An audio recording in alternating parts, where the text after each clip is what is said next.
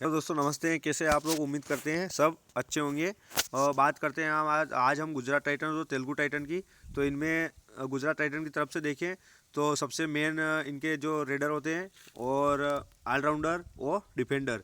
तो रेडर की तरफ से देखें तो आर सगोरिया इनके मेन रेडर हैं और लगभग 70 से 80% के लगभग रेड आर सगोरिया ही करते हैं। अगर आर सगोरिया आउट होते हैं तो फिर प्रतीक दहिया रेड करने जाते हैं और प्रतीक दहिया रेड करने जाते हैं। उसके बाद अगर इन दोनों में अगर ये दोनों आउट होते हैं तो आर गुलिया लगभग 20 से 30% रेड आर गुलिया करते हैं। इनके मेन डिफेंडर, और अगर ये रेड करने जाएंगे तो सब इधर देखते हैं तेलुगु टाइटन की तरफ से तो एस गड़ाई बी सेंटर में रहते हैं। और डिफेंडर की तरफ से देखें तो पी बंशीवाल और एस धुल ये दोनों राइट और लेफ्ट कॉर्नर पर खड़े रहते हैं। तो इनमें सबसे मेन इम्पोर्टेंट पी बंशीवाल है जो लेफ्ट कॉर्नर पर खड़े होते हैं और रेड करने अगर वहाँ से राइट कॉर्नर की तरफ से अगर रेड करने जाएंगे तो एस धूल और पी बंशीवाल राइट कॉर्नर पर ही खड़े रहते हैं। तो उन्हें पकड़ने में आसानी होती है, तो ये उन्हें कभी भी आउट कर सकते हैं। और अगर बात करें अगर गुजरात टाइटन की तरफ से तो सोमबीर भी राइट कॉर्नर से ही रेड करते हैं। और यहाँ से अगर सोमबीर अगर आउट होते हैं तो यहाँ से आर गुलिया वापस रेड करने जाते हैं। अगर आर गुलिया और सोमबीर ये दोनों रेड करने जाते हैं तो यहाँ से डिफेंडर में एस धुल और पी बंशीवाली राइट कॉर्नर पर खड़े रहते हैं जो ज़्यादा इन्हें आउट करने में मदद करते हैं। तो इससे क्या है कि हमें पी बंशीवाल इसमें मेन इंपॉर्टेंट हो जाते हैं और एस धुल थोड़े कम इंपॉर्टेंट होते हैं क्योंकि ये इतने अच्छे डिफेंडर नहीं है। हालांकि ये भी अच्छा डिपेंड करते हैं लेकिन इन्हें मौका कम मिलता है। अगर बात करें अगर तेलुगु टाइटन की तरफ से तो पवन शेरावत और रजनीश यहाँ से इनके दो मुख्य मेन रेडर हैं, जिसमें पवन शेरावत लगभग 70 से 80% रेड करते हैं और यहाँ से एस गड़ाई कभी कभी रेड करने जाते हैं। तो डिफेंडर की तरफ से देखिए गुजरात टाइटन की तरफ से तो यहाँ से फजल अट्राचली सब इनके मुख्य डिफेंडर हैं और सोमबीर फजल अट्राचली लेफ्ट कॉर्नर पर खड़े रहते हैं और सोमबीर बीच सेंटर में खड़े रहते हैं। और इनमें से जो खिलाड़ी अभी प्लेइंग 11 पूरी घोषित नहीं हुई है उस हिसाब से मैंने एक प्लेइंग 11 बनाई है। उस हिसाब से अगर देखेंगे तो हमें यहाँ से फजल अट्राचली को और सोमबीर दोनों मेन इंपॉर्टेंट हो जाते हैं। और इसमें किसी की प्रेडिक्शन नहीं चलती है, इसमें केवल खिलाड़ियों के ऊपर लक चलता है। और मैच में भी यही सिस्टम रहता है कि लक ही चलता है, लेकिन इसमें कब कौन कैसे आउट होगा इसका कोई किसी का अंदाज़ा नहीं लगा सकता है। और इसलिए टीमें सब अपने हिसाब से बनाएं।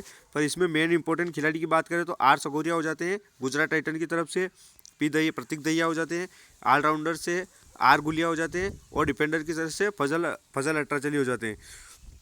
और बात करें अगर तेलुगु टाइटन की तरफ से तो पी बंशीवाल और एस धूल इनके मेन इंपॉर्टेंट खिलाड़ी हैं।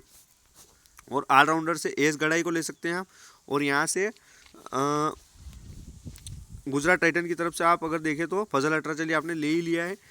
और तेलुगु टाइटन की तरफ से आप यहाँ से डिफेंडर में कुछ ज़्यादा इम्पोर्टेंट नहीं है।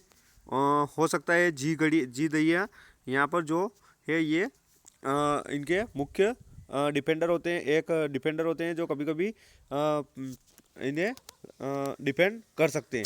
अगर इसमें देखें हम तो इस प्रकार से रहता है ये सिस्टम। जो सोमबीर इनके रेडर जो लेफ्ट कवर पर खड़े रहते हैं और फजल अट्राचली राइट कॉर्नर पर। यहाँ से पवन शेरावत और रजनीश दलाल ये दोनों यहाँ से रेड करने जाते हैं तो यहाँ से फजल अट्राचली ज़्यादा अटैक करता है। और यहाँ से रवि कुमार और सोमबीर राइट कॉर्नर पर सोमबीर रहता है तो सोमबीर और यहाँ से फजल अट्राचली ज़्यादा मेन इंपॉर्टेंट हो जाते हैं। और अगर यहाँ से पवन शेरावत और रजनीश दलाल ये दोनों इंपॉर्टेंट हो जाते हैं। अगर तेलुगु टाइटन की तरफ से बात करें तो यहाँ से एस धूल और हमीद नादर और पी बंशीवाल, एस धूल भी राइट कॉर्नर पर खड़े रहते हैं और पी बंशीवाल भी यहाँ से अटैक करने में सक्षम है। तो एस धूल और पी बंशीवाल दोनों ज़्यादा मेन इंपॉर्टेंट खिलाड़ी हो जाते हैं क्योंकि यहाँ से प्रतीक दहिया, राकेश सगोरिया और एम नबी बख्श जब भी रेड करने जाएंगे तो यहाँ से एस धूल और पी बंशीवाल ही यहाँ से इनको डिपेंड करते हैं। और जब ये डिपेंड करते हैं तो ये दोनों मेन इंपॉर्टेंट खिलाड़ी हो जाते हैं। तो आप टीमें अपने हिसाब से बनाएं सारी टीमें, इसमें किसी का लक नहीं चलता है। और ये आज की प्लेइंग 11 देखें तो ये इनके पवन शेरावत है जो राइट रेडर है, जो राइट से रेड करते हैं, और रजनीश दलाल भी राइट से ही रेड करते हैं। सिर्फ एक ओमकार नायक पाटिल है जो लेफ्ट और राइट दोनों तरफ से रेड कर सकते हैं। मिलाद जबारी इनके राइट कवर पर खड़े रहते हैं। परवेश बंशीवाल जो लेफ्ट कवर पर खड़े रहते हैं। हमीद नादर जो राइट कॉर्नर पर खड़े रहते हैं, और संदीप धूल लेफ्ट कॉर्नर पर खड़े रहते हैं। तो यहाँ से परवेश बंशीवाल लेफ्ट कवर और संदीप धूल ये दोनों मेन इंपॉर्टेंट खिलाड़ी हो जाते हैं।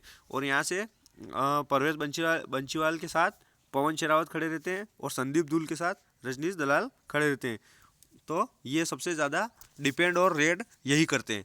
और यहाँ से गुजरात टाइटंस की बात अगर की जाए तो यहाँ से प्रतीक दहिया भी राइट से रेड करते हैं, और राकेश सगोरिया भी राइट से रेड करते हैं, और एम नबी बख्श भी राइट से ही रेड करते हैं। ये सारे राइट रेडर हैं।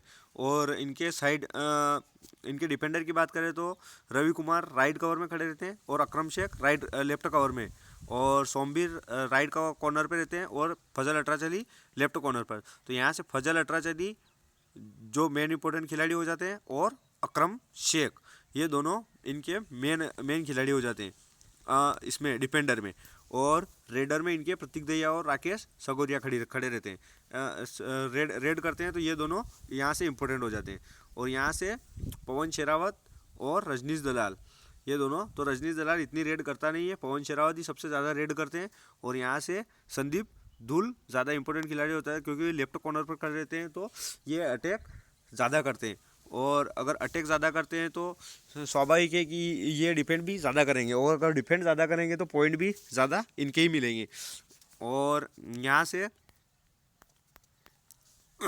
ये इस प्रकार से सिस्टम रहता है दोस्तों, जिसमें दो खिलाड़ी साइड में खड़े रहते हैं, और 2 खिलाड़ी साइड में खड़े रहते हैं, और 3 खिलाड़ी बीच में खड़े रहते हैं। और यहाँ से संदीप धूल राइट कॉर्नर पर खड़े रहते हैं, और हमीद नदर यहाँ से, और एम जब्बारी और पी बंशीवाल। तो यहाँ से इनके मुख्य खिलाड़ी भी यही होते हैं, पी बंशीवाल और एस धूल। और यहाँ से प्रतीक दहिया, राकेश सगोरिया और एम नबी बख्श कभी कभी रेड कर लेते हैं। तो आज की टीमें भी हम इसी प्रकार बनाएंगे। यहाँ से हम खिलाड़ियों को इसी प्रकार, खिलाड़ी सब आप अपने हिसाब से ही चूज़ करें, क्योंकि इसमें किसी का लक और किसी की प्रेडिक्शन कुछ नहीं चलता है। तो मैं यहाँ से फजल अटराचली को लूँगा, पी बंशीवाल को लूँगा, और यहाँ से आर गुलिया को लूँगा। यहाँ से पवन शेरावत, आर सगोरिया, प्रतीक दहिया, और यहाँ से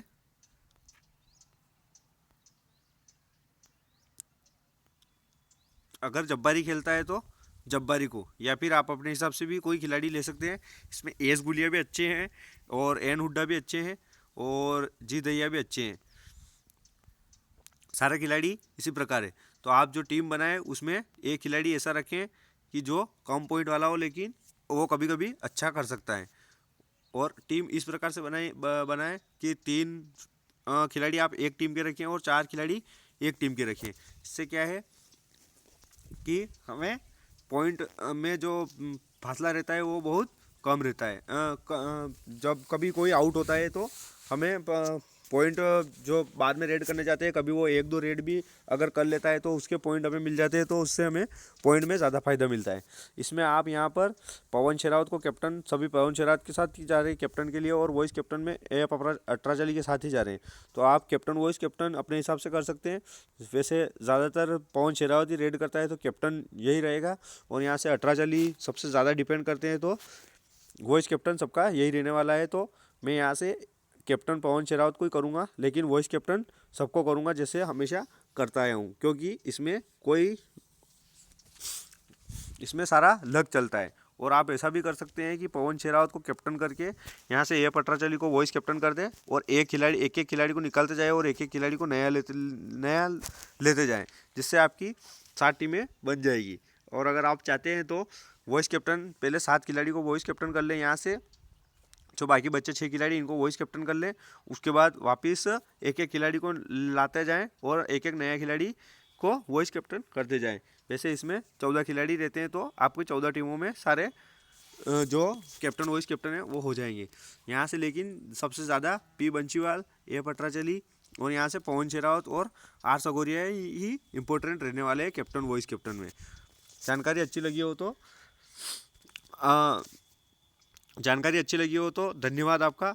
और अगला वीडियो में अभी जो अगला जो मैच प्रो कबड्डी में मैच है यहाँ से मुंबई वैसे यूपी योद्धा का, वो हम अगले वीडियो में देखेंगे और उसमें थोड़ी और अच्छी जानकारी जुटा के थोड़ा और अच्छा करने का प्रयास करेंगे, जिससे आपको भी जानकारी मिलती रहे। और इसमें तो सबसे मेन इंपॉर्टेंट प्रदीप नरवाल है ही है, और जी सिंह, एस गिल, गुरदीप, ए सिंह, सुमित, जी मारुति, इनको कौन नहीं जानता, सब जानते हैं। जो पहले जो कबड्डी खेल चुके हैं या फिर पहले कबड्डी देखते थे वो इनके बारे में सब जानते हैं। इनमें सबसे ज़्यादा रेट प्रदीप नरवाल ही करता है और यहाँ से गुरदीप सिंह करता है। यहाँ से इनके जी मारुति और सुमित सबसे अच्छे डिफेंडर हैं। तो उस हिसाब से आप टीमें बनाएं और प्रेडिक्शन सबकी देखें। मेरा यही कहना है कि प्रेडिक्शन आप सबकी देखें, ज़रूरी नहीं कि सिर्फ एक ही प्रेडिक्शन देख के आप टीम बनाएं। और गुरु टीम में देखेंगे तो भी आपको यही मिलेंगी। यहाँ से प्रतीक दहिया और पवन शेरावत ही इनके मेन जो रेडर है, वो सबसे ज़्यादा रेड यही करते हैं। और यहाँ से अटराचली को सब लेके चलेंगे, सोमबीर और पंचवाल को सब लेके चलेंगे। इसमें प्रॉब्लम होगी तो सिर्फ एक या दो खिलाड़ी की ही प्रॉब्लम होगी, जिसमें रैंक ऊपर या नीचे जाएगी, क्योंकि एक या दो खिलाड़ी ऐसे होंगे जो रैंक ऊपर नीचे लेके जाएंगे, या फिर कैप्टन या वाइस कैप्टन का ही। और इसमें बहुत ज़्यादा लोग ड्रीम टीम का हिस्सा बनते हैं। लगभग कई बार तो एक मतलब 20-20, 30-30 लोग भी फर्स्ट रैंक पर आते हैं। पिछली बार एक मैच हुआ था मुंबई वीएस गुजरात टाइटंस का, शायद किसी का हुआ था, तेलुगु टाइटंस का। उसमें लगभग 150 लोग फर्स्ट रैंक पर आए थे। और उस दिन ड्रीम 11 का सर्वर भी डाउन हो गया था उसी कारण। तो आप टीमें इसमें अपने हिसाब से ही बनाएं, किसी के हिसाब से टीम ने बनाएं और प्रेडिक्शन सबकी देखें। और इसमें मेन इंपॉर्टेंट और सबसे बड़ी बात है कि आप लोग जब भी आपको टाइम मिले शाम को, तो कबड्डी ज़रूर देखें। उससे आपको पूरी जानकारी मिलेगी, कौन कब रेड करता है, कौन डिफेंड करता है, कौन कैसे खेलता है। तो उससे आपको टीमें बनाने में आसानी होगी। धन्यवाद।